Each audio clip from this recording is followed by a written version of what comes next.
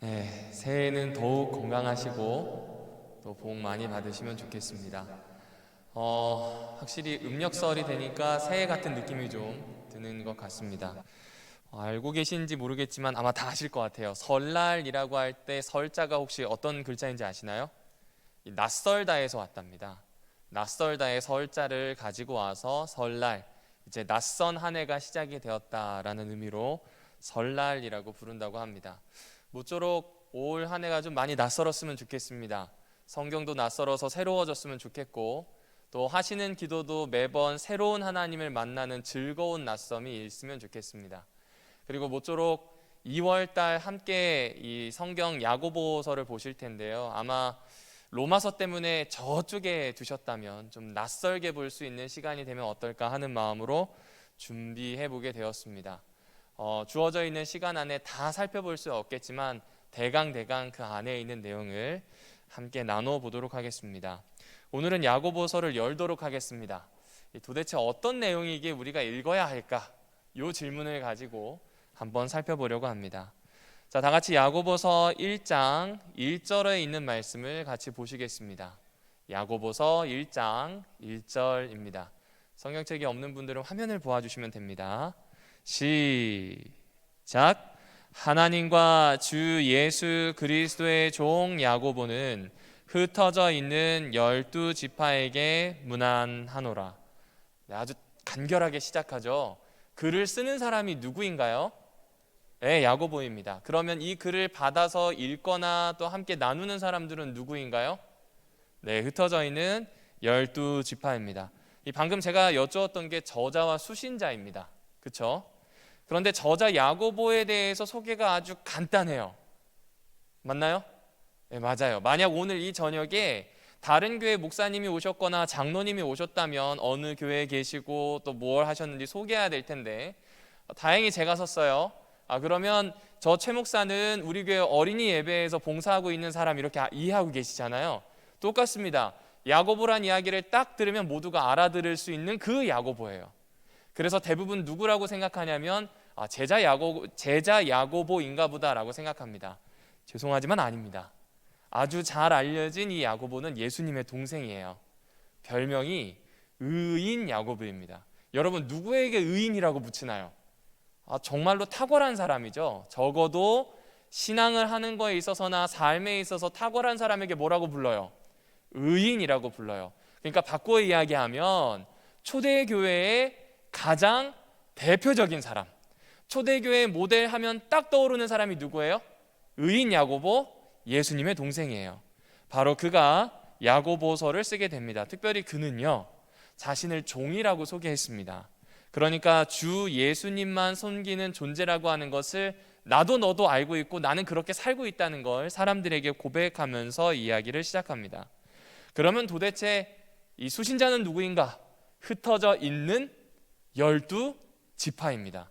여기서 흩어져 있는은 여러분이 잘 알고 계시는 단어인 디아스포라입니다. 뭐라고요? 디아스포라입니다. 그러니까 이 예루살렘이랑 이스라엘, 팔레스타인 이 접경에서 벗어나 있는 곳에 사는 사람. 바울처럼 다소에 산다든지 로마에 산다든지 아니면 저기 터키 지역인 에베소, 갑바도기아 이런 데서 사는 사람들. 그런 사람들 중에서 특별히 유대인인 사람들을 디아스포라라고 이야기합니다. 그러니까 팔레스타인 밖에 흩어져 살고 있는 유대인인 그리스도인들에게 편지를 쓰는 겁니다. 그래서 여기를 조금 더 좀 자세히 살펴보려고 합니다. 그냥 제가 예수의 형제 야고보 하니까 예수의 형제인가 보다 이렇게 생각하시는데 또 어떤 분들은 읽다 보면 이런 생각을 하실 거예요. 여러분 혹시 이거 기억하시나요? 예수님이 한창 말씀하시고 또 사람들 낫게 하고 사역하고 있는데 형제들과 어머니가 찾아오셨어요. 그때 예수님이 만나셔요? 안 만나셔요? 안 만나요. 왜 안 만나요? 기록에 보면 내 아버지의 말씀을 지키는 그 자가 누구예요? 내 형제고 내 가족이래요. 그러면서 안 만나요. 좀 매몰차죠. 그러니까 이렇게 딱 보게 되면 예수의 형제들 같은 경우에는 예수와 그렇게 상관없었나 보다 생각을 하게 됩니다. 그리고 혹시 예수님이 나사렛 회당에 가서 가르치셨던 장면 기억하시나요? 저 친구 예수잖아. 요셉의 아들인데 그 형제들이 우리랑 같이 사는데 라는 이야기가 나와요. 이 말은 무엇이냐면 형제들이 여전히 나사렛에서 그 동네 사람들과 어울려 살았어요. 따라서 예수님처럼 걸출한 사역을 한다던가 아니면 예수님이 하고 있는 그 사역을 정말 선지자의 사역으로 받아들이기에는 좋아요, 안 좋아요? 안 좋았을 거예요. 특별히 누가요? 형제들이요. 아, 쟤는 왜 저렇게 튀어가지고, 형이면 형답게 좀 뭐 이런 생각을 할 거란 말이죠. 그렇게 생각할 수 있는 여지들이 성경 여기저기에 나옵니다. 그런데 여러분, 그거는 한 면입니다. 한 면이고요. 예수님의 형제들은 이렇게도 나옵니다. 요한복음 2장 12절을 보실까요? 가나의 혼인잔치인데요, 가나의 혼인잔치가 물론 예수님과 연결되어 있는 곳에 가는 혼인잔치이긴 합니다. 예수님이 아는 지인의 잔치죠. 그런데 그때 우리는 일반적으로 어머니와만 갔다고 생각을 해요. 그렇죠? 어머니와 제자들이 동행했을 거라고 생각하는데 기록에 보면 누가 동행했어요? 형제들도 동행했습니다. 그리고 종종 예수님의 형제들이 동행하는 장면들이 나오진 않지만 아주 가끔씩 볼 수는 있습니다. 이 말은 무엇이냐면 예수님이 사역하는 현장에 야고보도 있었다는 거예요, 없었다는 거예요? 얼굴은 비쳤다는 거예요. 그렇죠? 고린도전서 15장 7절을 보실까요? 바울은 자기에게 나타난 예수님을 이렇게 고백합니다. 그 후에 야고보에게 보이셨으며 그 후에 모든 사도들에게와, 그리고 마지막으로 이야기하죠. 만삭도 되지 못한 사람 같은 나에게도 드러나셨다는 표현을 해요. 그런데 사도들보다 먼저 자신의 모습을 드러내 보인 그 사람이 누구예요? 형제 야고보예요. 예수님의 사역과 밀접할 뿐만 아니라 예수님과도 관계가 밀접했던 것 같아요. 사도행전을 보실까요? 사도행전에 보면 예수님이 승천하시고 오순절 성령 사건이 있기 전에 마가라고 하는 사람의 다락방에 모두가 모입니다. 기도해요. 그런데 그 자리에 마리아와 여자들과 그리고 제자들만 있는 줄 알았더니 누구도 있어요? 예수의 아우들도 있어요. 더 중요한 건 사도행전 15장에 히브리파 유대인들과 히브리파 그리스도인들과 헬라파 그리스도인들 사이에 할례 문제를 가지고 싸움이 벌어집니다. 왜냐하면 그 당시에는 기독교라고 하는 모습이 완전히 갖추어지지 않은 때라 사람들이 그냥 유대교의 한 분파쯤으로 생각할 때였어요. 물론 그들은 아니라고 이야기해요. 이것은 메시아를 따라가는 새 도라고 이야기하지만 대부분의 사람들은 그렇게 생각할 때입니다. 따라서 유대교인이 되어야 된다고 생각했어요. 어디에서도요? 초기교회 안에서도요. 그러니까 초기교회 안에서도 뭐라고 이야기하냐면 할례 받아서 유대인이 되어야 진짜 그리스도인이란 이야기를 합니다. 그런데 이때 여러 논의를 할 때 이 주장과 저 주장이 나올 때 그 주장을 아주 스무스하게 잘 정리한 사람이 누구냐면 총회의 장자리를 맡고 있었던 예수의 아우 야고보입니다. 그리고 야고보에 대한 평가는 갈라디아에서 이렇게 나옵니다. 또 기둥같이 여기는 야고보와 게바와 요한, 저도 이거 헷갈려가지고 많이 찾아봤는데요, 제자 야고보가 아니라 예수의 형제 야고보입니다. 의인 야고보에 대한 이야기입니다. 그러니까 지금 이 내용을 이렇게 강조해서 드리는 이유가 무엇인가? 예수의 아우 야고보가 쓴 게 맞다는 거예요. 그런데 그냥이 아니라 의인 야고보입니다. 대표하는 사람입니다. 교회의 베드로와 함께 수장의 자리, 예루살렘 교회를 대표하는 사람이 누구예요? 야고보예요. 여러분, 만약에 대표성을 가진 사람이 여러분에게 편지를 한다면 어떨까요? 대통령이 편지를 한다면요, 어느 날 담임 목사님이 어떤 중요한 일을 가지고 문자라든지 편지를 한다면요, 느낌이 다르겠죠? 그렇죠? 느낌이 다를 겁니다. 지금 무엇을 요청하든지 무엇을 준다든지 하자고 하는 이야기를 들었을 때 느낌이 다르죠. 그리고 그 시절에는 이런 게 있었습니다. 여러분 화면에 보시는 것처럼요, 디아스포라 편지가 있었어요. 이게 뭔가? 유대인들 중에, 예루살렘에 거주하는 사람들 중에 특별히 유대교의 지도자들 있잖아요. 이 지도자들이 편지를 썼습니다. 누구에게 편지를 썼냐면 디아스포라들에게 편지를 씁니다. 편지를 쓰는 이유가 무엇인가? 여러분, 흩어져 있는 유대인들이 히브리 말을 몰라요.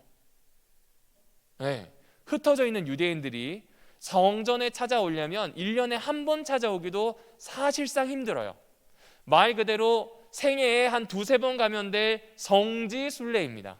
맞아요? 그런 상황이에요. 그러니까 흩어져 있는 유대인들에게 편지를 쓰는 겁니다. 정체성을 지키고 문화적으로든 종교적으로든 참으로 유일하신 하나님을 섬길 수 있도록 쓰는 편지가 뭐냐면 디아스포라 편지예요. 그런데 마치 이 야고보가 전체 흩어져 있는 교인들한테 쓰는 그 편지가 디아스포라 편지 같다는 거예요. 흩어져 있는 유대인들의 정체성을 강화하고 흩어져 있는 사람들의 이 유대교적 신앙을 강화시켰던 것처럼 야고보는 예수 그리스도를 믿는 믿음이 강화되도록 예수님 안에서 발견한 새 삶과 자유로운 삶을 더 나아갈 수 있도록 만들기 위해서 뭘 했다는 거예요? 편지를 썼다는 겁니다. 그럼 이거 오늘날로 바로 가져올 수 있습니다. 여러분 생각해 보십시오. 우리에게 있어서 누군가 대표할 만한 사람이, 우리에게 있어서 오늘 이 어려움과 흩어져 있는 파편적인 그리스도인의 삶을 정리해 줄 수 있는 사람이 있다면 얼마나 좋을까요? 내가 일터에서 일할 때에는 일터에서 일하는 직장인일 수 있어요. 그런데 우리가 꿈꾸는 건 일터에서도 그리스도인이고 싶어요. 내가 늘 일하는 곳이 어쩌면 가정일 수 있을 겁니다. 가족들을 대표해서 가장 낮은 자리에서 봉사할 수 있을 거예요. 그런데 늘 반복되는 일이에요. 그 일터가, 그 삶의 자리가 그리스도인의 삶의 자리로 될 수 있다면요. 우리 자녀를 보았는데 이 아이가 자라가는 세상을 봤더니 이거 별천지예요. 스마트폰 안에 나오는 것들, 메타버스라고 하는 이야기들, 알아듣지도 못하는 수없이 많은 것들이, 문화적인 홍수들이 밀려 들어옵니다. 마치 이 당시에 헬레니즘이 전 지중해를 장악했던 것처럼 오늘 우리의 삶 역시 세속의 물결이 우리를 장악하고 있어요. 그래서 우리는 어쩌면 교회에서는 그리스도를 찾지만 개인적인 경건의 자리에서는 그리스도인으로 서기를 간절히 바라지만 삶은 마치 파편처럼 흩어져 있는 것 같아요. 그리고 가면 갈수록 내가 그리스도인으로 살아야 하는데 더듬더듬 거립니다. 그때 누가 등장하냐면 야고보가 등장해서 그리스도인으로 사는 것이 무엇인지를, 또 그리스도인으로 가지는 정체성이 무엇인지를, 실제 삶을 어찌 살아야 할지를 알려주고 있습니다. 누구처럼요? 유대교인들이 유대교에 대한 신앙을 지켜낼 수 있도록 유대교 지도자가 썼던 디아스포라 편지처럼 야고보 역시 야고보서를 통하여서 그 당시 초기교회 그리스도인들을 더욱 예수 안에 강화하였던 그 모습을 우리는 확인할 수 있기 때문에 그렇습니다. 그리고 우리는 그것을 가지고 연장시켜서 2000년 정도 쭉 끌어당겨서 우리 삶으로 가지고 오려고 합니다. 자, 그러면 오늘 그 개관이라고 했으니까 한 크게 세 가지 이야기만 좀 살펴보겠습니다. 야고보서를 읽어보실 때 한 요 세 가지만 염두에 두시면 읽는데 좀 도움이 되지 않을까 싶습니다. 첫 번째 이야기를 시작해 볼게요. 첫 번째 이야기는 1장 2절입니다. 같이 읽어보실까요? 시작. 내 형제들아, 너희가 여러 가지 시험을 당하거든 온전히 기쁘게 여기라. 맞습니다. 시험에 대한 이야기로 시작하고 있습니다. 그리고 시험에 대한 이야기의 끝에는 온전히 기쁘게 여기라고 이야기합니다. 이거 바울한테도 많이 들었던 이야기입니다. 맞나요? 네, 시험이 찾아오면 하나님이 웬만하면 피할 수 있는 시험 주시니까 견디고 참아내자. 그리고 그것을 기쁨으로 받자, 나아가자, 진취적으로 이야기합니다. 맞아요, 잘 알고 있습니다. 그런데 야고보서에서 이야기하는 시험은 조금 다릅니다. 먼저 말씀드리면 기존에 나오고 있는 이야기와 조금 결을 다르게 하도록 하고 있습니다. 모든 시험과 시련을 기뻐해야 할 상황으로 여기는 것은 이유가 있습니다. 나중에 살펴보시면 알겠지만 야고보서 5장 7절을 한번 나중에 꼭 찾아보십시오. 야고보서 5장 7절에 보면 종말의 기다림과 시험이 좀 연결되어 있습니다. 그러니까 종말을 기다리는 사람에게 시험은 필연적이라는 거죠. 그리고 이 야고보서에서 4장 17절이 이 꽤 큰 주제에서 주제로 넘어가는 전환점이거든요. 4장 17절에도 역시 시험에 대한 이야기를 하고 있습니다. 그리고 세상과 벗이 되지 말라, 세상과 구별되되 세상 안에서 살아가라 라고 하는 야고보서 4장 1절에서 10절 꽤 중요한 내용이잖아요.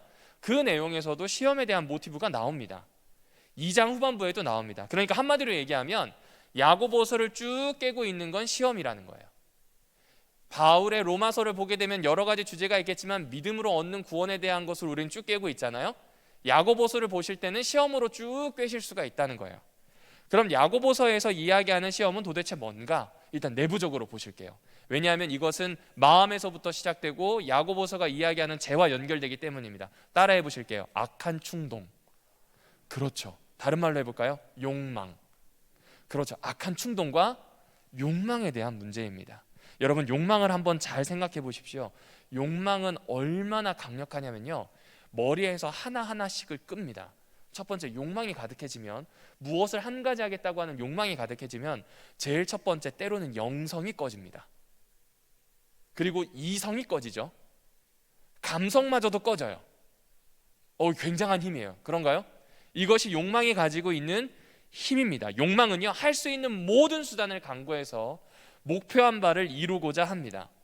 그래서요, 욕망은 성경에서 이야기하고 있는 율법이나 아니면 우리가 일반적으로 알고 있는 법 있죠, 그 적법한 경계를 쉬이 넘어가서 불법을 저지르게 만듭니다. 욕망 강력합니까? 아니면 강력하지 않습니까? 강력해요. 악한 충동이라고 말씀드렸죠. 갑자기 생겨나는 건데 이 모든 일을 일으킬 만큼 굉장히 어렵습니다. 제가 전투경찰대에 있을 때 가끔 경찰서 지원 업무를 나갔어요. 그러면 나갔을 때 사고치고 들어온 사람들 참 많거든요. 제 표현이 사고 쳤다고 했는데 계획 범행보다 우발 범행이 생각보다 많습니다. 생각보다 많아요. 마음에 가지고 있는 충동이 생각보다 강력해요. 이거는 남녀노소 지위고하를 막론하고요, 이 안에서 엄청나게 일어납니다. 그리고 그것이 법의 경계를 넘게 되거나 우리가 가지고 있었던 윤리의 경계를 넘게 되면 죄라는 모습으로 나오게 됩니다. 그럼 이때 필요한 게 뭘까요? 우리가 가지고 있는 욕망을 제거하는 걸까요? 식욕이 많으니까 밥을 안 먹으면 될까요? 내 눈이 유튜브만 보니까 뽑아버릴까요? 계속 하고 있는 짓이 나쁘니까 손을 어떻게 좀 할까요? 알고 계시는 것처럼 욕망은 제거가 안 됩니다. 희한하죠? 욕망은 제거가 안 돼요. 왜냐하면 욕망은 조금만 바꾸면 우리가 가지고 있는 욕구와 굉장히 많이 연결되어 있습니다. 그래서 야고보서에서는 살펴보시면 아시겠지만 이렇게 이야기합니다. 선한 것으로 욕망을 다스리라는 이야기를 반복해서 하고 있습니다. 다시 말씀드릴게요. 선한 것으로 어떻게 하라고요? 욕망을 다스리래요. 악한 충동이 있을 때 그것을 선한 것으로 저항하라고 표현합니다. 그런데 그렇게 해야 되는 이유가 있습니다. 우리가 일반적으로 알고 있는 고난은 극심한 박해를 생각해요. 맞죠? 극심한 박해요. 몸이 힘들든 경제적이든 아니면 내 가족이 험한 일을 당하든 이런 걸 고난으로 봅니다. 그렇죠? 아마 그랬을 거예요. 근데 야고보는 그걸 고난으로 보지 않아요. 야고보가 보는 고난은 욕망 때문에 죄가 시작이 되어서 죄 때문에 사망에 이르는 그 모든 관계를 고난으로 봅니다. 그러니까 이 욕망의 문제는 생각보다 굉장히 강력해요. 그리고 그 욕망은 꼭 테스팅, 시험이라고 하는 곳으로 찾아온다는 것이죠. 악한 충동이 막 일어나요. 막 그 힘들게 합니다. 이거 잘못했다간 완전히 꺾이게 돼요. 이거 선한 것으로 저항해야 돼요. 최대한 할 수 있을 만큼 해야 한다는 겁니다. 그렇게 될 때에 시험을 이겨낼 수 있대요. 선한 예수 그리스도를 쫓아갈 때에 이것을 저항해낼 수 있대요. 그래서 혹 그런 일이 온다면 우리에게는 예수 그리스도의 선한 영향력으로 이기고자 하는 믿음과 삶이 있으니 온전히 기뻐해야 될 것 아닌가. 왜냐하면 테스팅이니까요. 1장 4절과 5절 6절에 나오는 것처럼 인내가 목적이 아니라 그 인내를 통해서 하나님이 우리 속에서 이루고자 하는 역사가 일어나기 때문이래요. 굉장히 중요한가요? 중요하지 않나요? 굉장히 중요한 이야기입니다. 목사님, 이건 저희가 잘 압니다. 근데 이게 왜요? 왜냐하면 그 시대와 연결되어 있어서 그래요. 여러분, 1세기 하면 딱 한 단어밖에 없습니다. 지중해에서는 로마 제국이에요. 어디라고요? 로마 제국입니다. 로마 제국은요, 힘과 권력과 부가 있습니다. 군사적인 힘으로 억압을 했기 때문에 아무도 까불질 못해요. 덤비질 못하니까 이걸 평화라고 불렀습니다. 권력이 있습니다. 원로원과 그 안에 있는 공화정을 통해서 만들어 놓은 정치체계, 그리고 시민들에게 인기 있는 호민관과 총독을 통해서 적절하게 균형을 맞추는 행정체계, 이것을 가지고요 힘을 발휘했습니다. 그리고 이 모든 것은 재정에서 나왔습니다. 로마는요 정말 찬란한 문명을 꽃피웠다고 할 만큼 엄청난 나라예요. 돈 많았습니다. 돈 정말 많았습니다. 그러면 사람들은 어떻게 될까요? 욕망을 쫓아가고 싶어해요.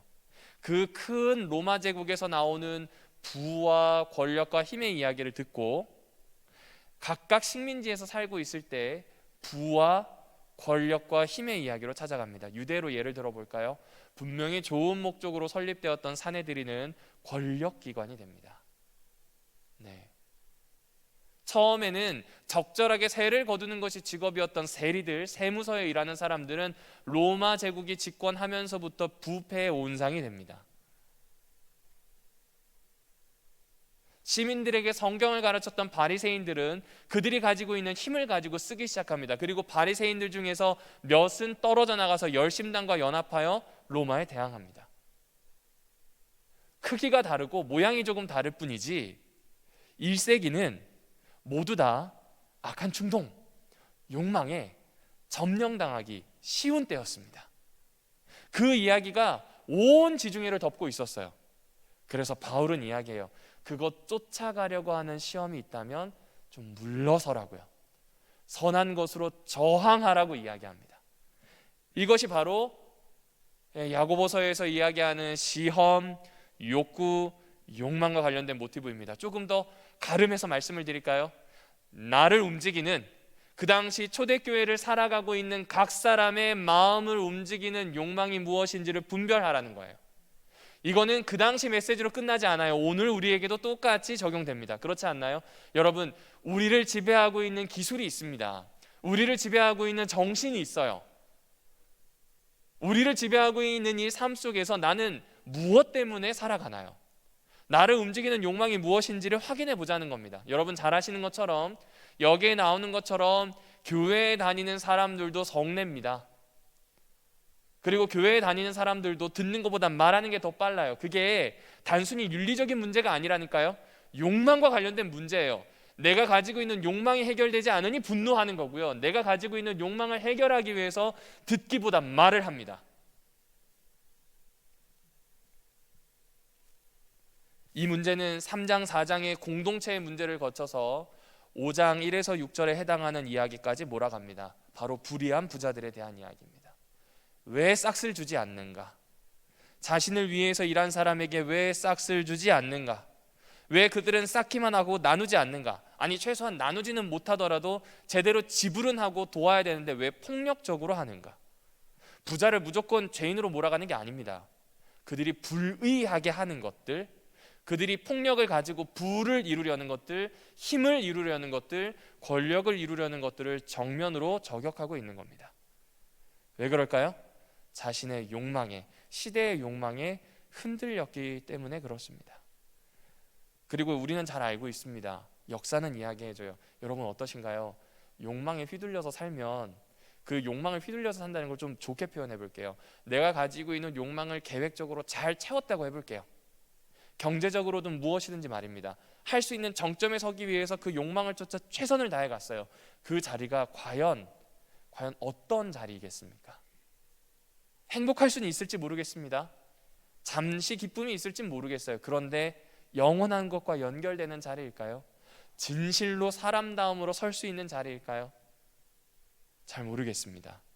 바로 야고보는 우리에게 이렇게 이야기를 하고 있는 겁니다. 욕망 주의하셔야 해요. 이 세계를 장악하고 있는 큰 이야기, 로마 제국에서 시작한 그 욕망 주의하셔야 합니다. 오늘날로 바꿔볼까요? 포스트 모더니즘에서 나오는 이야기들이 무조건 나쁘진 않지만 우리를 악한 충동, 욕망으로 이끄는 것, 아주 생각에서 지성이나 영성을 꺼뜨리고 하나님 잊어버리게 만들고 나아가는 것들은 경계해야 함을 이야기해주고 있습니다. 야고보서 1장 27절입니다. 하나님 아버지 앞에서 정결하고 더러움 없는 경건은 세속에 물들지 않는 것, 세상에 물들지 않는 것이라고 표현해요. 그 당시에 있었던 욕망, 그 당시에 있었던 로마 제국의 큰 이야기들과 거리를 두는 겁니다. 이거는 4장 4절에서도 이야기합니다. 세상과 친구가 되지 말라고요. 1장 6절에서는 그 상태를 마치 바닷가에서, 이 바다에 보면 요동치는 파도들 있죠? 그 파도와 같은 상황이라고 1장 6절에서는 이야기해주고 있습니다. 유대인의 문헌인 집회서에서는 이렇게 표현합니다. 이건 제가 좀 읽어드리겠습니다. 내 아들아, 주님을 섬기러 나갈 때 너의 영혼을 유혹에 대비하라. 내 마음을 바로잡고 확고히 다지면 재난이 닥칠 때 두려워하지 말아라. 중략하고요. 너에게 닥친 것은 무엇이나 받아들이고 병이 들거나 비천해지더라도 견뎌라. 금은 불로 입증되고 주님께 합당한 사람은 고통의 도가니에서 단련된다. 다시 말씀드릴게요. 세상에 이야기하는 큰 이야기들, 욕망을 따르지 말아야 하는 이유는 안정감이 없어요. 1장 8절에 나오죠. 두 마음을 품어 모든 일에 정함. 이건 깨끗함이 아닙니다. 정해져 있는 거예요. 안정된 거예요. 그게 없답니다. 1장 14절 15절 시험을 받는 것이 자기 욕심 때문에, 욕심의 미혹 때문에 시작된다고 해요.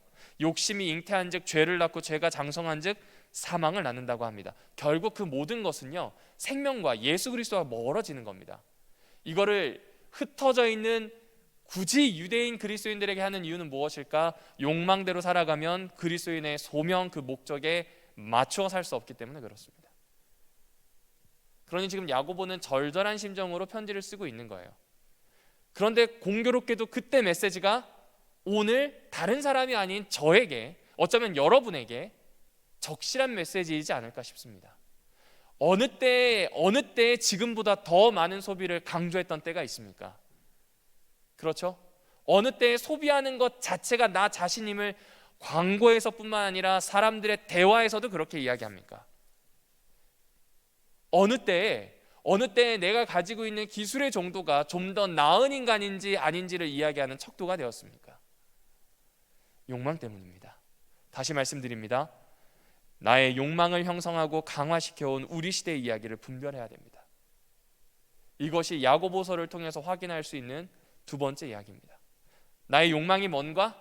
두 번째는 우리 시대에 나에게 계속 강화시켜왔던 그 욕망이 무엇인지를 찾아보라고 이야기하는 겁니다. 야고보서 1장 1절 하나님과 주 예수 그리스도의 종 야고보는 흩어져 있는 12지파에게 문안하노라. 그래서 이런 인사말이 나옵니다. 참 중요하죠?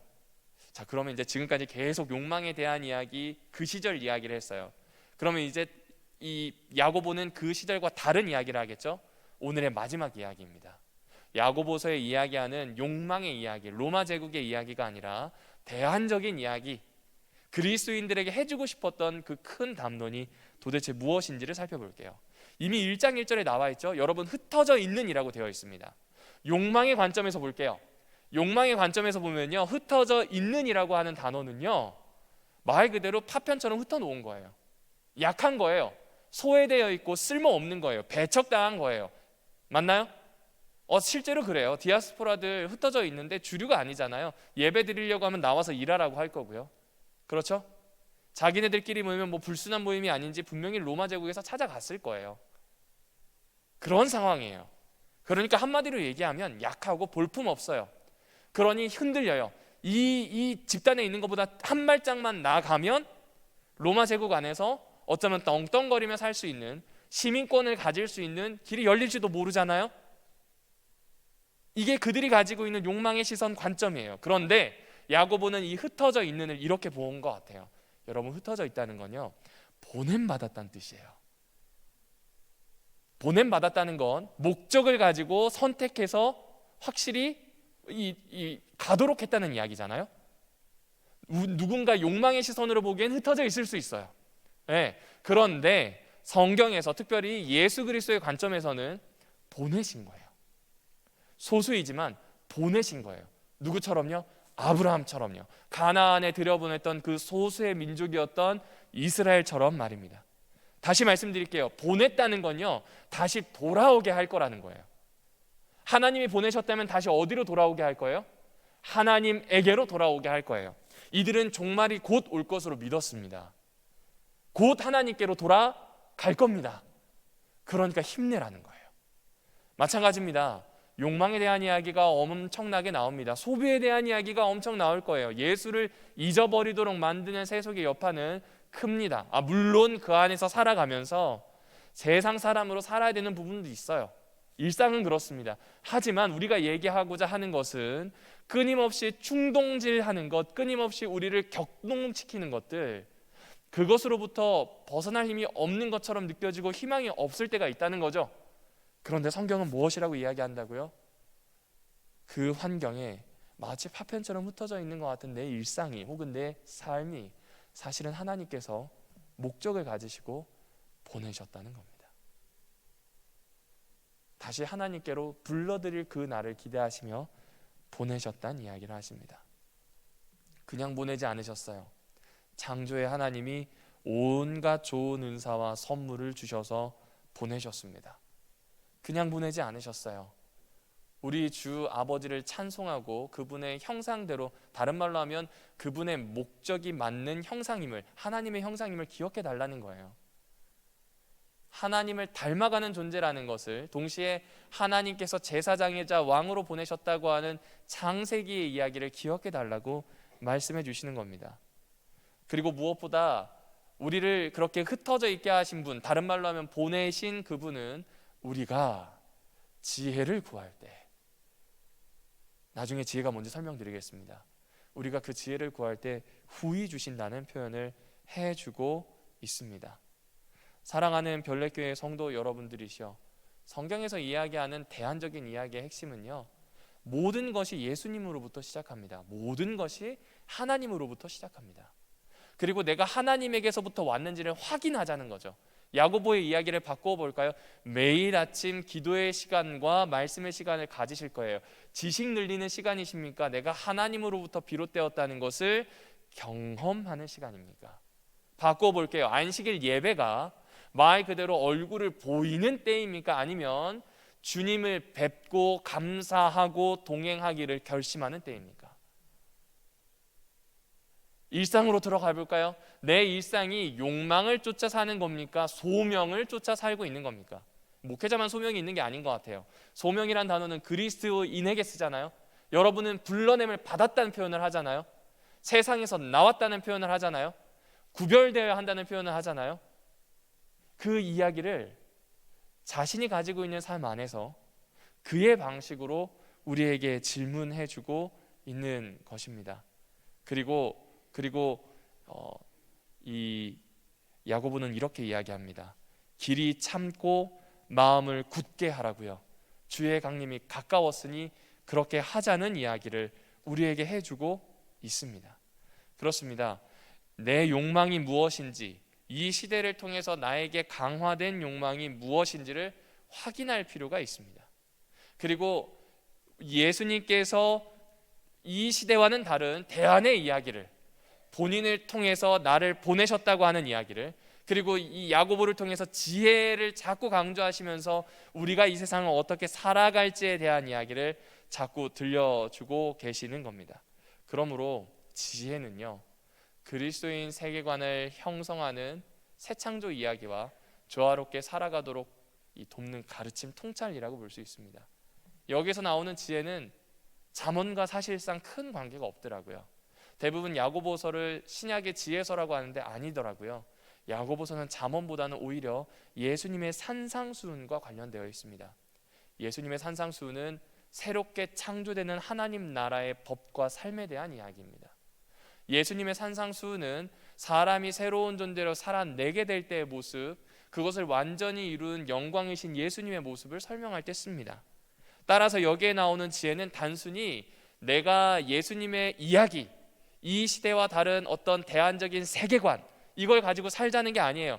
새롭게 창조하시는, 그리고 그 안에서 조화롭게 살아가도록 길을 여시는 우리 하나님이 계시다는 것을 안다는 것, 여전히 가르치고 계시다는 것을 인정하는 것, 흩어져 있지만 보내셨다는 것, 그 보내셨다는 건 다시 우리를 부르실 거라고 하는 것, 그 소망과 지혜와 통찰을 가지고 살라는 이야기가 야고보서 안에 있습니다.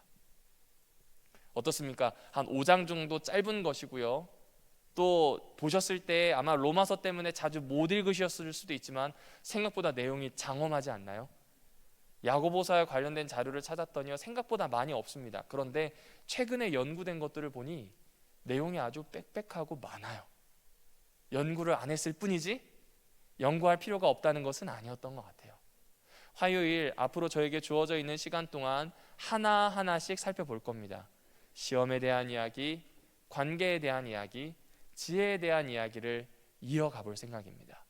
야고보가 이야기하는 참으로 이 세상을 살아내는, 참으로 새롭게 창조하시는 하나님의 교회로, 사람으로, 흩어져 있는 디아스포라처럼 어쩌면 보내져 있는 내 삶을 어떻게 살아야 할지를 좀 결정할 수 있는 그런 귀한 시간이 되면 좋겠습니다. 모쪼록 야고보서를 이번 달에 읽을 텐데요, 같이 읽어주시면 어떻겠습니까? 또 함께 읽으면서 하나님과 더욱 동행하기를 결심해 보시면 어떠하겠습니까? 우리 이번 화요일부터 2월에 있는 화요일을 그렇게 꾸준히 이어가게 되었으면 좋겠습니다.